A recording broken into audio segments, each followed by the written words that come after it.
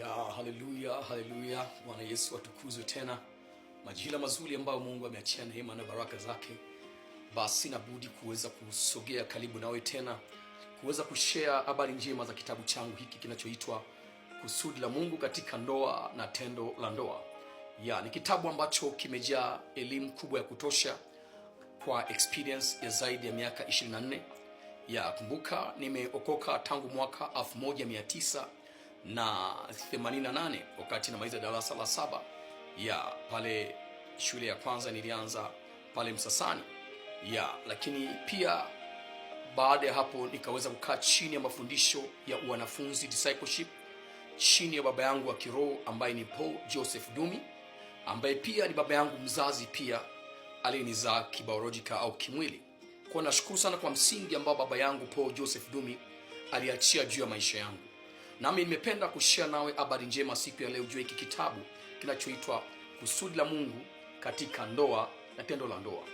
Mtume Paul, kumbuka, alisema kitabu cha Wakorintho ile wa kwanza, akazungumza kuanzia ule mstari wetu ule wa sura ya 7 mstari kuanzia wa kwanza, akasema, ningetamani wote mngelikuwa kama mimi, ya mkiishi bila kuoa wala bila kuwa na wake au wame.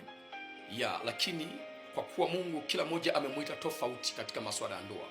Ndoa ni wito, ndoa ni kusudi la Mungu, na ndoa ni jambo la baraka. Kwa hivyo ndoa, jambo la kwanza, ili kabla hujaoa au hujaolewa, kwanza lazima ujue kusudi la Mungu ni nini katika ndoa.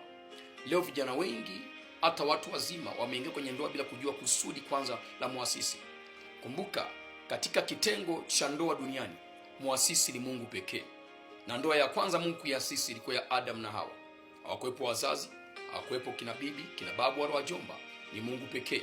Ndio maana mwandishi wa Ibrania akasema, ndoa na iheshimiwe na watu wote, na malazi yawe safi, maana wazinzi na waasherati Mungu atahukumia adhabu. Na akasema, mlizike na vitu mlivyo navyo ndani ya ndoa, maana Bwana amesema hataweza kuwapungukia wanandoa aliwaunganisha yeye, wala kuwaacha kabisa. Akasema, bali wazinzi na waasherati Bwana atawahesabia adhabu. Hiyo ni Waebrania sura ile 13 kianzia mstari wa kwanza mpaka ule mstari wetu wa 6. Kwa hivyo naomba uelewe kwamba ndoa ni kusudi, ndoa ni wito. Sio jambo la kukurupuka tu na kuingia ndani ya ndoa. Ni kusudi la Mungu. Kwanza lazima ujue, je, Mungu amekukusudia uoe au uolewe? Na kama amekusudia ili kusudi lake litimie, je, uolewe na nani au uoe nani? Kwa sababu hii ni kusudi. Kwa hiyo usiingie tu, lazima ujue ni yupi Mungu amemkusudia anioe, ni yupi Mungu amemkusudia ni moe. Kwa hiyo usipojua haya, itakuwa is kuingia kwenye ndoa ambayo haina matunda na baadaye ikawa regressions. Sababu muasisi wa kwanza ni Mungu, sio wazazi. Sio kwa sababu una pressure ya tendo la ndoa, sio kwa sababu ya mali au tajiri. Muasisi ni Mungu pekee. Muasisi ni Mungu pekee. Kwa hiyo, lakini pili, kusoma tani tendo la ndoa. Mungu hajaumba tendo la ndoa kwa sababu ya kuzini tu. Ndio maana Biblia inasema ya kwamba Mtume Paulo anamwambia Timotheo, Timotheo wa pili anamwambia, kimbia tamaa za ujanani. Ile Timotheo wa pili, ukisoma ile sura yetu ya pili mstari wa 20, zikimbie tamaa za ujanani. Zikimbie tamaa za ujanani na ujitenge na hao vijana wenye tamaa za mwili, na ujitakase ili Mungu aweze kukutumia vyema. Unajua, vijana ambao Mungu anawatumia kwa viwango vya juu vya upako, wawe wavulana au wasichana, ni wale ambao hawajawahi kugusa mwanamke au mwanamume. Unajua, tendo la ndoa katika ulimwengu wa roho linaondoa pia upako, yani mafuta ya Roho Mtakatifu. Linamfukuza Roho Mtakatifu, linafukuza uwepo, sababu si kila mtu akushare na tendo la ndoa. Kuna wanawake wanaposhare nao kwa sababu si wa kusudi la Mungu, na au ni wa kusudi umeingia kabla wakati, wanasababisha madhara katika maisha yako au wanaume hao. Unashangaa maisha yako yanashindwa kuwa na mafanikio, yanashindwa kustawi. Kwa hivyo nakusihi sana siku ya leo uweze kutafakari ujumbe huu, ya kwamba tendo la ndoa alijaumbwa na kufanywa ovyo ovyo. Leo kitu kibaya, vijana wengi wameingia katika tendo la ndoa na kujikuta wamevunja agano la ubikra wao wa kiume na wa kike, na baadaye maisha yakawa mabaya. Tunza ubikra wako, wewe mwanamume, wewe msichana, mpaka kwa yule mwanamume au mwanamke ambaye Mungu amemkusudia. Utashangaa, utaifurahia ndoa ambayo hujawahi kuifurahia, na haitakuwa na matatizo yote hiyo ndoa, kwa sababu mmeingia wote mkiwa fresh. Hakuna mtu ambaye ameonja nje, maana ajui ladha mwanamke mwingine na kujua wewe. na ujui ladha ya mwanamume mwingine, unajua ladha huyo mume wako. Kwa hiyo hii ndoa lazima idumu na ifike mbali sana. Lakini leo kwa sababu wanandoa wengi, vijana wengi wameanza kuonja na kushare tendo la ndoa kabla tendo la ndoa, wamejikuta wamefanya vitu nje, kwa sababu tendo la ndoa ni ibada. Inaweza kuwa ibada upande wa Mungu aliye hai, au ikawa ibada upande wa shetani, au upande wa yule mwanamke na ile mizimu ambayo umeshare nayo. Kwa hivyo be careful kuhusu sexual intercourse. Tendo la ndoa limegharimu wengi leo, kiasi kwamba ndoa nyingi zimekosa furaha, zimekosa amani, zimekosa utulivu. Kwa hivyo tafakari ujumbe huu siku ya leo. Kumbuka pia watu wengi wamechukulia vitu simple. Kitabu cha Waefeso sura ya 5 kuanzia mstari wa 24 mpaka 25. Nataka nizungumze hivi kwamba ndoa sio kitu cha mchezo. Kwamba katika kitabu cha Waefeso ile sura ya 4 mstari wa sura ya 5 mstari wa 4-5 anazungumzia juu ya ndoa, kwamba ndoa haina tofauti na kanisa. Kwamba haina tofauti na kanisa. Kuna watu wanasema mimi ninachokiangalia ni huduma yangu tu, siangalii ndoa. Naangalia maono yangu, nimeagaramia. Sikiliza. Huwezi separate between the church na marriage, kwa sababu marriage is a symbol of church. Ndoa ni mfano wa kanisa, kama inavyosema kitabu cha Waefeso ile sura ya 5:24 anasema, enyi wake watiini waume zenu kama vile kanisa, yani watu waliomwamini Yesu Kristo wanavyomtii Yesu Kristo kuwa kichwa. Yes. Na pili anasema 5, na enyi waume wapendeni wake zenu kama vile kanisa alivyolipenda kanisa hata akajitoa na akafa kwa ajili ya kanisa. Sasa ukisikia mtu anajiita mtume, nabii, mchungaji, mwinjilisti, askofu, motivator, speaker, anakuambia cha thamani mimi kwangu ni huduma, sio ndoa. Ndoa haina maana. Awe mwanamume mwanamke, ujue hawa hawaifahamu Biblia na wanakupotosha, kwa sababu ndoa ni mfano wa kanisa. Ngana na Waefeso 5:24 na 25 ya kwamba mwanamume anatakiwa ajitoe kwa mke wake anayependa kwa dhati, awe radhi afe yeye, mke wake aishi, kama vile Kristo alivyokufa kwa ajili ya dhambi zetu, Kristo alivyoaibishwa kwa ajili ya dhambi zetu. Leo wanaume wengi wanakimbia aibu za wake zao. Leo wanawake wengi wanakimbia aibu za wake zao, aibu za waume zao, kwa sababu mwanamke kwa mwanamke anapaswa kutii katika hali zote kwa ndoa ya Kikristo, na mwanamume anapaswa kupenda kwa hali zote. Na neno love maana yake is sacrifice. The term love is sacrificial.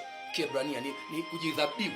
Maana yake uko tayari kufa kwa unayempenda, uko tayari kuaibika kwa unayempenda, uko tayari kulipa gharama zote kwa unayempenda. Sasa nje hapo, meaning ya upendo wa Biblia unakuwa haipo. Kwa hiyo kuweni makini mafundisho ya watumishi ambao hawaifahamu neno. Huwezi tenganisha kati ya ndoa na kanisa. Tendo la ndoa ni ibada. Yes, kuhudumia ndoa yako au kuhudumiana ni sehemu ya kujitoa kama ibada inavyofanyika. Kwa hivyo ndoa ni kitengo cha Mungu mwenyewe. Mwanamke, nisikize kwa makini. Biblia inasema mtii mumeo kama kanisa linavyomtii Kristo. Kanisa aliwezi fika mbali. Kanisa aliwezi ona nguvu za Yesu Masihi. Aliwezi kuona miujiza, ishara na maajabu. Aliwezi kuona baraka na neema ya Kristo kama kanisa alimtii Kristo. Na kadhalika, Kristo kama hawezi penda kanisa, kanisa aliwezi enda kokote. Kwa lazima Kristo alitoa upendo. Na angalia, ni maana kwa nini leo tunamtii Yesu kwa urahisi? Kwa sababu Yesu alitupenda kwanza. Yesu mwenyewe anasema ni upendo namna gani? Kwamba mtu autoe uhai wake kwa ajili ya rafiki yake, kwa ajili ya ndugu zake. Huu sio upendo wa kawaida. Ni Yesu pekee aliyekubali kufa kwa ajili yetu, aliyekubali kuaibika kwa ajili yetu, aliyekubali kupigwa ili sisi tupone, aliyekufa kifo cha aibu msalabani kwa ajili yetu. Hakuna upendo kama huu. Na Yesu anatuambia sisi wanaume tuige upendo wake, ya kwamba tuwe tayari kufa kwa wale ambao tunawapenda kwa mema. Yes. Yesu anasema kanisa, mwanamke, uwe tayari kutii kwa yote. Utii maana yake unatii bila kusurutishwa. Na mara zote mwanamke anapompenda mwanamume kwa dhati, huwa utii unakuwa automatically. Haulazimishi kumtii mume kwa sababu Biblia imesema mtii, kwa sababu pia na wewe umempenda, kwa sababu ishara ya mwanamke kwamba anakupenda, uwaga anakutii automatically. Anything you say, anything you desire, anything you want, ambapo kipo sawa na mapenzi ya Mungu, huwa anatii. Kwa hivyo tafakari ujumbe usiku ya leo. Asikudanganye mtu. Kanisa na ndoa ni kitu kimoja. Mwanamume ni kichwa kama Yesu alivyo kichwa cha kanisa. Mwanamke ni mwili mzima kama vile kanisa lilivyokuwa kiungo cha kanisa. Bwana Yesu akubariki sana. Kitabu hiki utakihitaji, kopi yake ni shilingi 10,000 tu. Yes, ukija online nitakupatia namba zangu za simu, taandika pale namba za simu, nitakupatia namba yangu ya email ili uweze kupata kopi yako na jinsi ya kutumia. Bwana Yesu akubariki sana siku ya leo. wa kufungua ufahamu wako. Kumbuka kitabu kinasema kusudi la Mungu katika ndoa na tendo la ndoa.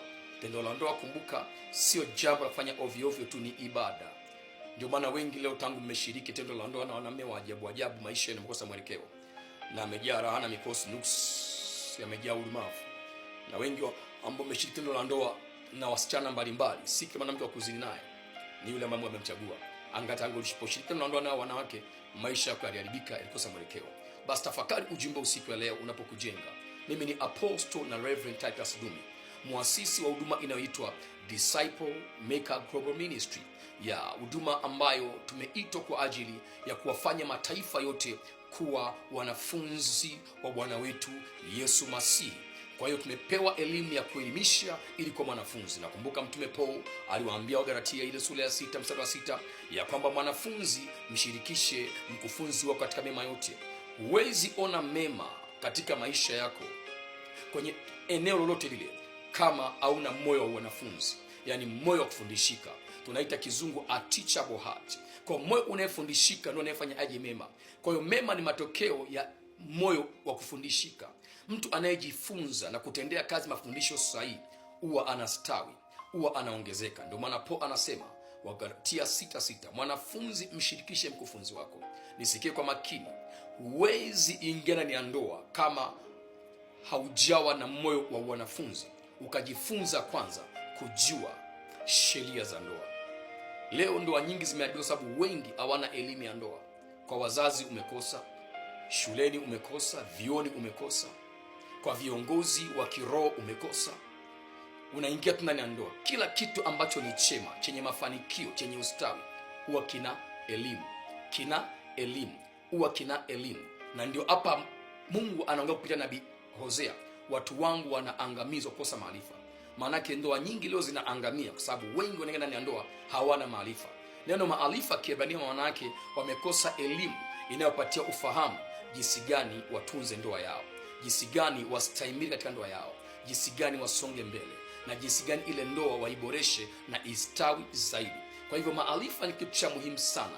Mtu anayependa maarifa huwa maisha yake yanang'aa zaidi. Amesema kumcha Mungu ni chanzo cha maarifa. Kwa kumcha Mungu maana yake nini? Jifunze, kuwa na moyo wa kujifunza. Mtu anayemcha Mungu ni mtu ambaye afanyi jambo kabla hajachunguza, je, ili jambo Mungu anasema nini katika neno lake? Je, Mungu anaelimisha katika Biblia yake? Kwa mcha Mungu ni mtu ambaye hafanyi jambo pasipo elimu kwanza. Lazima ajue kwamba jambo hili analotenda, je, linampendeza Mungu, alipendezi Mungu? Lina faida, halina faida?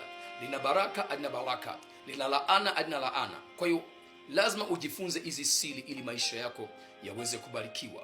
Niko hapa Apostle Titus kukuchallenge siku ya leo. Vijana wengi hamna moyo wa kufundishika. Vijana wengi, hiki kitabu nimekitoa tangu mwaka 2021, lakini cha ajabu watu wa taifa la Kenya, Uganda wananunua hiki kitabu sana na wanaelimika, lakini wa Tanzania tumekuwa na ujinga mwingi. I'm sorry, baadhi yetu, kwamba wengi hatuna ule moyo wa kusoma vitabu. Nisikilize, wazungu walipoongea hili jambo wajiongea kwa mzaa. Waliposema ukitaka kumficha maarifa, yani ufahamu wa mambo Mwafrika, weka yale maarifa katika kitabu. Maana Waafrika wengi hatuna utamaduni wa kusoma vitabu. Jenga moyo wa kusoma vitabu. Kusoma vitabu ili upate maarifa ya kutosha. Kwa watu ambao wenye uzoefu katika safari za maisha, iwe kiroho, kimwili, kiuchumi, mahusiano, kisaikolojia, yani kiakili, yes, kibiashara, kilimo, uongozi, siasa. Jifunze elimu mbalimbali. Kuwa msomaji na utafika mbali. Mungu ametoa neema hii. Kwa hii copy only shilingi 10,000 ya Kitanzania. Kwa pesa ya Kenya ni shilingi 1,000 tu ya Kenya.